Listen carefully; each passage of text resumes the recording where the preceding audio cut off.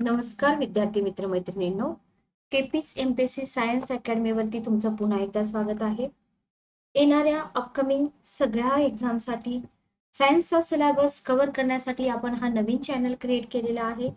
चॅनलला जास्तीत जास्त विद्यार्थ्यांपर्यंत पोहोचवा. विज्ञानासाठी विद्यार्थ्यांना खूप प्रॉब्लेम येतात, लक्षात घ्या. मुलांना तेवढा वेळ पण नसतो एनसीईआरटीचे बुक्स वगैरे वाचायला. त्याच्यामुळे जर तुम्हाला या चॅनल कडून मदत होत असेल तर इतरांना पण तुम्ही हा चॅनल सजेस्ट करा. ठीक आहे. तर आजपासून आपण स्टार्ट करतोय 11th स्टँडर्डच्या एनसीईआरटी मधला भाग, बेसिकचा भाग, जो तुम्हाला तुमच्या पूर्व परीक्षेमध्ये 1 ते 2 मार्काला विचारला जातो. सजीवांचं वर्गीकरण. ओके.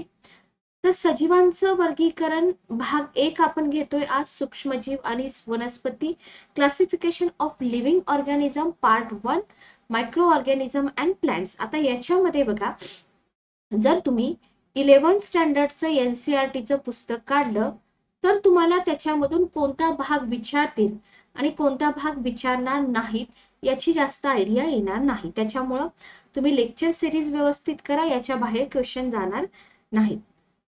सुरुवात करूया आपण. तर सजीवांचा अभ्यास जो आहे, ज्या शास्त्रामध्ये केला जातो, तर त्याला म्हणतात बायोलॉजी. सजीवांचा अभ्यास ज्या शास्त्रामध्ये केला जातो त्याला म्हणतात बायोलॉजी. तुम्हाला बायोलॉजी ही संज्ञा कोणी मांडली असं सुद्धा आयोग एका मार्काला विचारू शकतं. तर लॅनार्क यांनी मांडलेली ही संज्ञा आहे बायोलॉजी. ओके. तुम्ही बघताय की पृथ्वी तलावर आज वास्तव्यात असणाऱ्या जीवसृष्टीत आपल्याला प्रचंड जैव विविधता पाहायला मिळते, बरोबर. बायोडायव्हर्सिटी म्हणतो आपण. आता सजीवांमध्ये जर तुम्ही बघाल तर सजीवांमध्ये त्यांचा आकार असेल, त्यांची रचना असेल, त्यांचा अधिवास असेल म्हणजे हॅबिटॅट असेल, त्याच्यानंतर त्यांचा आहार आहे, पोषण आहे, हे जे मिळवण्याची पद्धत आहे, आहार, रचना, अधिवास, आहार, पोषण, हे मिळवण्याची रचना आहे, याच्यामध्ये काय दिसते? भिन्नता दिसून येते, बरोबर. आणि अशी जी जैवविविधता आहे, मग अशा जैवविविधतेचा अभ्यास जो आहे, अशा जैवविविधतेचा अभ्यास आणि त्यातील एखाद्या सजीवाचा अभ्यास कशाशिवाय पूर्ण होणार नाही? वर्गीकरणाशिवाय, बरोबर. वर्गीकरणाशिवाय पूर्ण होणार नाही. म्हणजे इथे काय करावं लागेल? क्लासिफिकेशन करावं लागेल, बरोबर. हे झालं आपलं वर्गीकरणाचं महत्व. याच्यानंतर जर तुम्ही बघितलं तर प्राण्यांचं वर्गीकरण जे आहे ते सर्वप्रथम कोणी केलं? प्राण्यांचे वर्गीकरण सर्वप्रथम कोणी केले?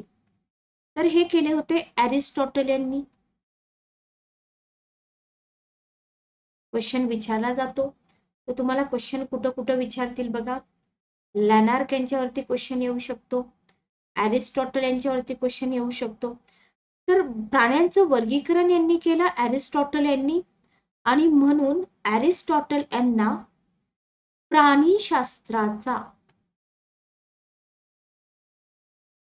प्राणीशास्त्राचा किंवा तुम्ही बायोलॉजीचा म्हणू शकता. बायोलॉजीचा काय म्हटलं जातं? जनक म्हटलं जातं. ठीक आहे. हे IMP आहे, हे सगळं व्यवस्थित लक्षात ठेवा. ओके. याच्यानंतर येतात थिओफ्रास्टस. यांनी काय केलं? वनस्पती वर्गीकरण कोणी केलं? थिओफ्रास्टस यांनी. थिओफ्रास्टस यांनी. ठीक आहे. वर्गीकरण कसं केलं यांनी? वृक्ष, झुडूप, वेली, अशा प्रकारे त्यांनी वर्गीकरण केलं. आणि म्हणून थिओफ्रास्टस यांना काय म्हटलं जातं? थिओफ्रास्टस यांना म्हटलं जातं वनस्पती शास्त्राचा जनक. थिओफ्रास्टस यांना म्हटलं जातं वनस्पती शास्त्राचा जनक. इथं तुमचे 2 ते 3 क्वेश्चन बनतात, क्वेश्चन विचारले पण जातात. ओके, आय होप तुम्हाला इथपर्यंत समजलं असेल. पुढचा भाग आपण घेऊया. याच्यानंतर आपल्याला बघायचे आहे की ज्या शास्त्रामध्ये सजीवांचं वर्गीकरण करतात, जे शास्त्र आहे ज्याच्यामध्ये सजीवांचं वर्गीकरण केलं जातं, त्याला काय म्हटलं जातं? त्याला म्हटलं जातं टॅक्सॉनॉमी. हे जर तुम्ही सगळे एनसीईआरटी मध्ये वाचायला गेलात तर तुमची लिंक लागणार नाही. एकतर एनसीईआरटीची पुस्तकं इंग्रजीमध्ये आणि हिंदीमध्ये आहेत, मराठीमध्ये नाहीत. पण आता तुम्हाला एक पुस्तक अवेलेबल झालेलं आहे मार्केटमध्ये, केसागर पब्लिकेशनचं लुसेंटचं पुस्तक. तिथून तुम्हाला छान माहिती मिळू शकते. तर आता आपण बघतोय की ज्या शास्त्रामध्ये सजीवांचं वर्गीकरण केलं जातंय त्याला म्हटलं जातं टॅक्सोनॉमी. टॅक्सोनॉमी. ओके, आता ही जी संज्ञा आहे 1813 मध्ये कोणी दिली? ए पी कॅन्डोले यांनी दिली. टॅक्सोनॉमी. टॅक्सोनॉमी म्हणजे काय? याच्यामध्ये केलं जातं सजीवांचं वर्गीकरण.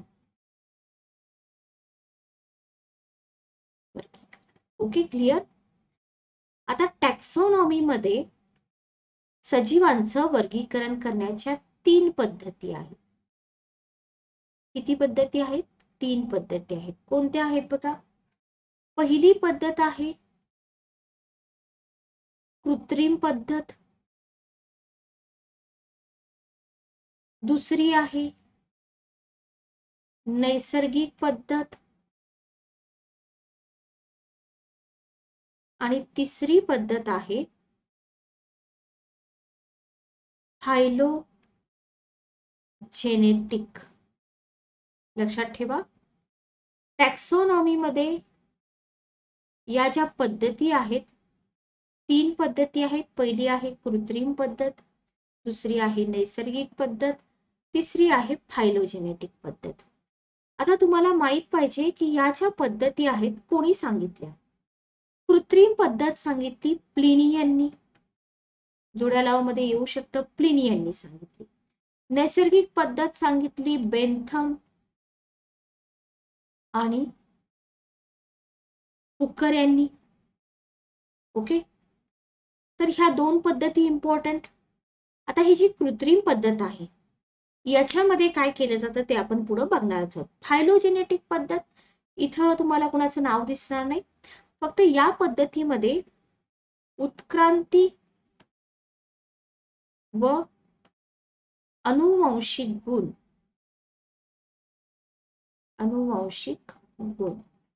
याच्या अभ्यासावरती सजीवांचं वर्गीकरण केलं जातं. बघा, फायलोजेनेटिक पद्धतीमध्ये उत्क्रांती आणि अनुवांशिक गुण यांच्या आधारावरती सजीवांचं वर्गीकरण केलं जातं. नैसर्गिक पद्धत ही सोपी पद्धत आहे. इथं काय केलं जातं? एकापेक्षा जास्त, एक प्लस एकापेक्षा जास्त गुण वैशिष्ट्यांचा काय केला जातो? वापर केला जातो. ओके, आणि कृत्रिम पद्धतीमध्ये फक्त एकाच गुण वैशिष्ट्याच्या आधारे वर्गीकरण केलं जातं. आय होप तुम्हाला या 3 पद्धती समजल्या असतील. ओके, कृत्रिम पद्धत, नैसर्गिक पद्धत, फायलोजेनेटिक पद्धत. क्लिअर. आता याच्यानंतर आपल्याला बघायचं आहे की हे सगळं मी तुम्हाला लिहून पण दिलेलं आहे बघा. जैविक वर्गीकरण विविध जीवांना त्यांच्या समानता, विषमता, फायलोजेनेटिक वंशानुसार एकत्रित करण्याच्या प्रक्रियेला म्हटलं जातं जैविक वर्गीकरण. अरिस्टॉटल जुने होते हे आपण बघितलं. वनस्पती आणि झाडामध्ये त्यांनी वर्गीकरण केलं आणि त्यांनी काय केलं? लाल रक्ताची उपस्थिती असणारे आणि लाल रक्ताची अनुपस्थिती याच्यावरती त्यांनी प्राण्यांचं 2 गटामध्ये वर्गीकरण केलं होतं अरिस्टॉटल यांनी. ठीक आहे, हे लक्षात ठेवा. आपण जे म्हटलं होतं प्राणीशास्त्राचा जनक सगळ्यात आधी यांनी केलं होतं प्राण्यांचं वर्गीकरण. कोणत्या बेसिसवरती? ज्या प्राण्यांमध्ये लाल रक्ताची उपस्थिती आहे आणि ज्या प्राण्यांमध्ये लाल रक्ताची अनुपस्थिती आहे. Okay, clear. लिनियसने काय केलं? Carl Linnaeus. आता आपण कार्ल लिनियस यांच्याकडे का जातोय? तर बघा, लिनियस यांनी 2 राज्य किंवा याला द्विनाम पद्धती असं पण म्हणतात, द्विनाम पद्धती दिली. सजीवांचं वर्गीकरण त्यांनी प्लॅन्टी आणि ॲनिमलियामध्ये केलं. हे सगळं आपण डिटेल बघणार आहोत. त्याच्यानंतर आले R.H. विटाकर. वर्गीकरणाची 5 राज्य प्रणाली, याला 5 किंगडम क्लासिफिकेशन म्हणतो आपण, बरोबर. तर लिनियस यांची द्विनाम पद्धती, विटाकर यांची 5 किंगडम क्लासिफिकेशन. Okay, clear. आता आपण थोडीशी हिस्ट्री बघूया आणि मग पुढचा भाग घेऊया. इथं बघा, वर्गीकरणाचा इतिहास तुम्हाला मिळतोय. वर्गीकरणाच्या इतिहासामध्ये सुरुवातीला येतात कार्ल लिनियस. हे व्यवस्थित लक्षात ठेवा. यांनी वनस्पती आणि प्राणी असं विभाजन केलं. त्याच्यानंतर हॅकेल येतात. हॅकेल यांनी प्रोटिस्टा, वनस्पती आणि प्राणी असं वर्गीकरण केलं. त्याच्यानंतर चॅटन येतात. आदी केंद्रकी आणि दृश्य केंद्रकी असं विभाजन केलं. कोपलॅड यांनी मोनेरा, प्रोटिस्टा, वनस्पती आणि प्राणी असं वर्गीकरण केलं. आणि जे रॉबर्ट विटाकर होते यांनी पंचसृष्टी विभाजन केलं किंवा 5 किंगडम क्लासिफिकेशन. जर जोड्या मध्ये क्वेश्चन आला तर तुम्हाला हे माहित पाहिजे. आपल्याला जनरली कार्ल लिनियस आणि रॉबर्ट विटाकर इतकंच माहित असतं, पण हे हॅकेल, चॅटन आणि कोपलॅड यांच्याबद्दल पण व्यवस्थित तुम्ही लक्षात ठेवा. आता इथं बघा, इथं तुम्हाला कार्ल लिनियस यांची इमेज दिसत आहे, बरोबर. हे आहेत कार्ल लिनियस. यांना म्हटलं जातं the father of taxonomy. Taxonomy म्हणजे काय मी तुम्हाला सांगितलं. टॅक्सॉनॉमी मध्ये वर्गीकरणाच्या 3 पद्धती पण सांगितल्या, बरोबर. आता फर्स्ट सायंटिस्ट होता ज्यानं बायनॉमियल नॉमेनक्लेचर सिस्टम यूज केली. आता बायनॉमियल नॉमेनक्लेचर म्हणजे काय? तर बघा, एकच सजीव आहे, बरोबर. एकच सजीव आहे. एका सजीवाला वेगवेगळ्या ठिकाणी वेगवेगळ्या नावांनी ओळखलं जातं. मग याच्यामुळे काय होईल? अभ्यासात अडचण निर्माण होईल. हे टाळण्यासाठी सजीवाला एक विशिष्ट नाव दिलं जातं. ठीक आहे. आणि सजीवांना नाव देण्याची जी पद्धत आहे सर्वात आधी कार्ल लिनियस यांनी सांगितली. याला म्हटलं जातं बायनॉमियल नॉमेनक्लेचर. ओके. याच्यामध्ये काय आहे? बायनॉमियल नॉमेनक्लेचर मध्ये सजीवाला 2 नावे दिली जातात. 2 नावे दिली जातात. पहिलं नाव, तुम्हाला याच्यावरती क्वेश्चन असतो, पहिलं नाव असतं जातीचे, तुम्हाला देतात प्रजातीचे. पहिलं नाव जातीचं, दुसरं असतं प्रजातीचे. ठीक आहे, ओके. हे लक्षात ठेवा. कार्ल लिनियस यांनी ही जी पद्धत आहे बायनॉमियल नॉमेनक्लेचर पद्धत 1758 मध्ये त्यांचं जे बुक आहे सिस्टिमा नेचरी याच्यामध्ये प्रसिद्ध केले. तर सिस्टिमा नेचरी हे पुस्तक कुणाचं आहे असा सुद्धा क्वेश्चन तुम्हाला विचारला जाऊ शकतो. तर आतापर्यंत जेवढं काही तुम्हाला एक्सप्लेन केलेलं आहे सगळं तुम्हाला एक्झाम मध्ये येणार आहे, हे लक्षात ठेवा. किंवा 2 मार्क तरी तुमचे इथून फिक्स होतात. कार्ल लिनियस इथे पण तुम्हाला दिले, पहिली संज्ञा प्रजाती, दुसरी संज्ञा जाती, जीनस आणि स्पेसिस. उदाहरण बघूया आपण. उदाहरण इथे दिले बघा, होमो सेपियन्स. होमो आणि सेपियन्स. ओके, ठीक आहे. इथं प्रजाती करा, प्रजाती. कॅनियस फॅमिलियरिस कुत्रा किंवा तुम्ही झुरळ आहे, कोब्रा आहे, असे पण एक्झाम्पल घेऊ शकता. Okay, clear. आता याच्या आधी आपल्याला बघायचं आहे की हे जे हायरार्की आहे बायोलॉजिकल क्लासिफिकेशनची, ती तुम्हाला विचारली जाते. एनसीईआरटीचा पहिला टॉपिक काढला तर तिथे तुम्हाला बायोलॉजिकल क्लासिफिकेशनची हायरार्की दिलेली आहे. तर किंगडम हा सिक्वेन्स तुम्हाला उलटा पण विचारू शकतात, उलटा पण विचारू शकतात. ठीक आहे. Kingdom, phylum, class, order, family, genus आणि स्पेसीज. किंवा तुम्हाला अशी उलटी पण डायग्राम दिली जाऊ शकते. जाती, प्रजाती, कुल, गण, वर्ग, संघ, सृष्टी आणि अधिक्षेत्र. ओके, तर हा क्रम फक्त लक्षात ठेवा. बाकी याच्यामध्ये तुम्हाला जास्त काही विचारत नाही. आता इथे तुम्हाला टू किंगडम क्लासिफिकेशन दिसत आहे. आपण जे बघितलं होतं टू किंगडम क्लासिफिकेशन कोणी दिलं होतं, 5 किंगडम कोणी दिलं होतं. टू किंगडम मध्ये प्लांटी आणि ॲनिमलिया कोणी दिलं होतं, कार्ल लिनियस यांनी दिलं होतं. बरोबर, प्लांटी आणि ॲनिमलिया इथं आहे बघा. Two kingdom classification, all living बीइंग्सला त्यांनी काय केलं होतं, 2 किंगडम मध्ये विभाजन केलं होतं, किंगडम प्लांटी आणि किंगडम ॲनिमलिया. आता इथे बघा, प्लांटी मध्ये have cell wall, do not have cell wall, mode of nutrition is autotrophic, mode of nutrition is heterotrophic. Autotrophic म्हणजे काय, हेट्रोट्रॉपिक म्हणजे काय, या सगळ्या छोट्या छोट्या संज्ञा ज्या आहेत त्या संज्ञा तुम्हाला शिकाव्या लागणार आहेत. इवन आपण काय करणार आहोत, एनसीईआरटीचं जे बुक आहे त्याच्यामधल्या ज्या संज्ञांवरती तुम्हाला क्वेश्चन येतात तर ते आपण घेणार आहोत शॉर्ट मध्ये. बरोबर, ऑटोट्रॉपिक न्यूट्रिशन म्हणजे काय, किंवा ऑटोट्रॉपिकचं मराठीमध्ये मीनिंग काय होतं हे आपल्याला माहित पाहिजे. बरोबर, किंवा तुम्ही ऑटोट्रॉपिक मोड ऑफ न्यूट्रिशन हे आपण सेपरेट घेऊया.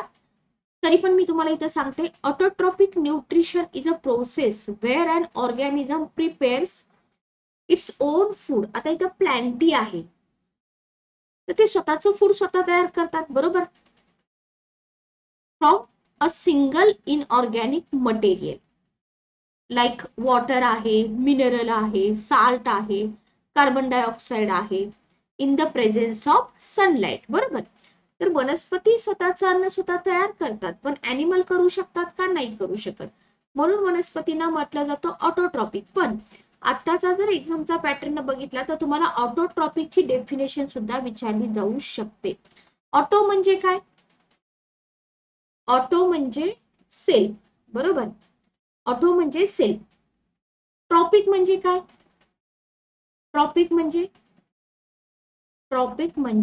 Nutrition, autotrophic nutrition. क्लिअर. तर हे आपल्याला एक्झाम मध्ये विचारलं जाऊ शकतं, ऑटोट्रॉपिक आणि हेटेरोट्रॉपिक. आपण काय करतो, आपण फक्त शब्द बघत बसतो. तर शब्द बघत बसायचं नाही, आपल्याला शिकायचं आहे. ऑटोट्रॉपिक, आता वनस्पतींचं लक्षात ठेवायचं आपल्याला. ऑटो म्हणजे सेल्फ, ट्रॉपिक म्हणजे न्यूट्रिशन. प्लांट आहे, अल्गी आहे, हे तुम्हाला एक्झाम्पल पण दिले जाऊ शकतात. क्लिअर. नो लोकोमोशन, वनस्पती हालचाल करतात का, नाही. No response to external stimuli, देतात का रिस्पॉन्स, नाही. लोकोमोशन प्रेझेंट असतं ॲनिमल मध्ये, response to external stimuli is present, हे आपल्याला माहितच आहे. फक्त ऑटोट्रॉपिक आणि हेटेरोट्रॉपिक मी तुम्हाला समजावून सांगितलं. याच्यानंतर ज्याच्यावरती तुम्हाला क्वेश्चन येतो ते आहे 5 किंगडम क्लासिफिकेशन.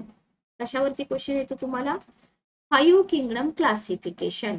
कोणी दिली 5 kingdom classification system, Robert Harding Whittaker यांनी. याच्यामध्ये मोनेरा, प्रोटिस्टा, फंजाय, ॲनिमल आणि प्लांट इथं दिलेलं आहे बघा. मोनेरा, हे सगळं मी तुम्हाला इन डिटेल शिकवणारच आहे. मोनेरा प्रोकॅरियोटिक. आता प्रोकॅरियोटिक आणि युकॅरियोटिक मधला डिफरन्स जो आहे ते मी छोटस शॉर्ट लेक्चर टाकेल, तुम्ही ते नक्की बघून घ्या.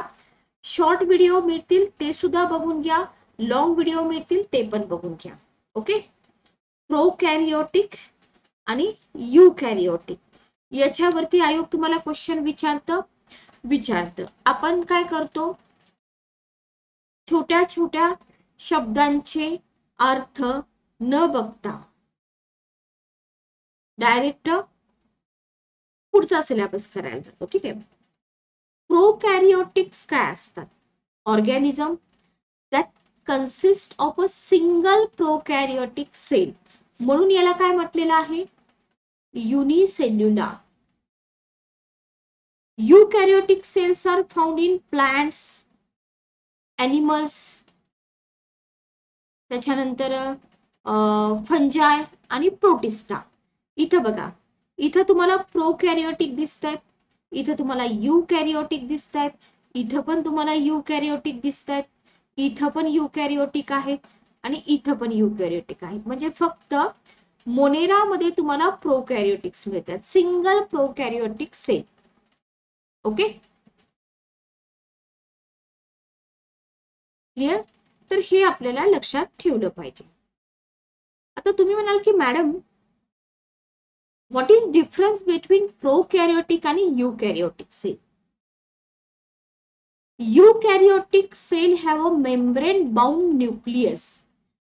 जिथे जिथे तुम्हाला युकॅरियोटिक सेल दिसणार आहे तिथे तुम्हाला membrane bound nucleus, and prokaryotic cell याच्यामध्ये मात्र तुम्हाला न्यूक्लियस मिळणार नाही.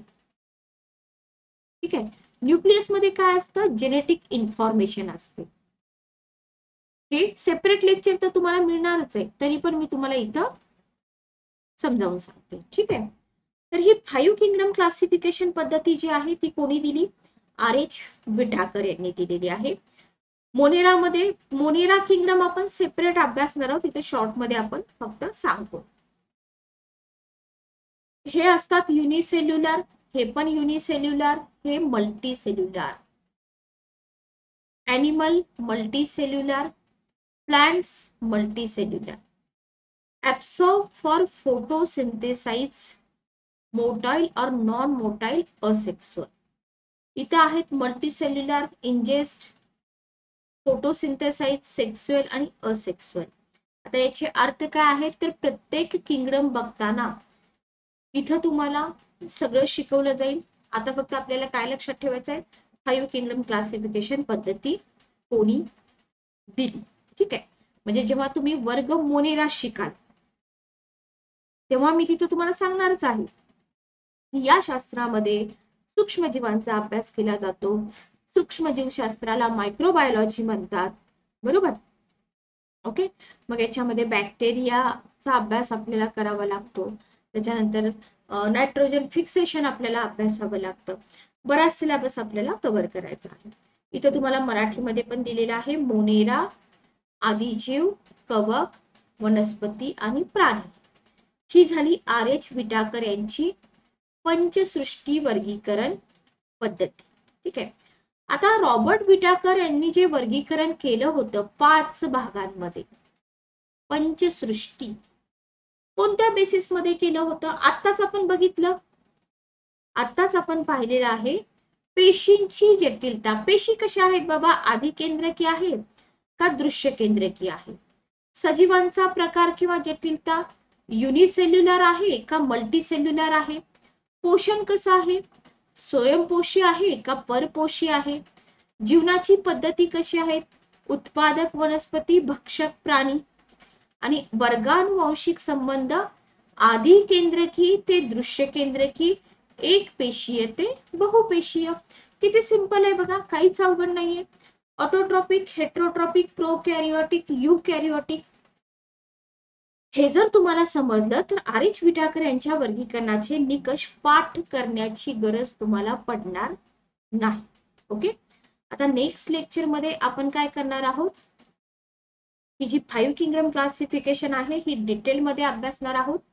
लेक्चर कसं वाटलं मला कमेंट करून नक्की सांगा. जर तुम्हाला लेक्चर हेल्पफुल वाटत असेल तर प्लीज जास्तीत जास्त विद्यार्थ्यांपर्यंत शेअर करा, जेणेकरून अपकमिंग प्रिलियमला तुम्हाला सायन्सला खूप जास्त फायदा होईल. नवीन चॅनल आहे, अजून आपले सबस्क्रायबर वाढलेले नाहीयेत, तर जास्तीत जास्त विद्यार्थ्यांना शेअर करा, चॅनलला सबस्क्राईब करा, जेणेकरून लेक्चरच्या नोटिफिकेशन तुम्हाला मिळून जातील. तर भेटूया नेक्स्ट लेक्चरमध्ये. Good day, take care.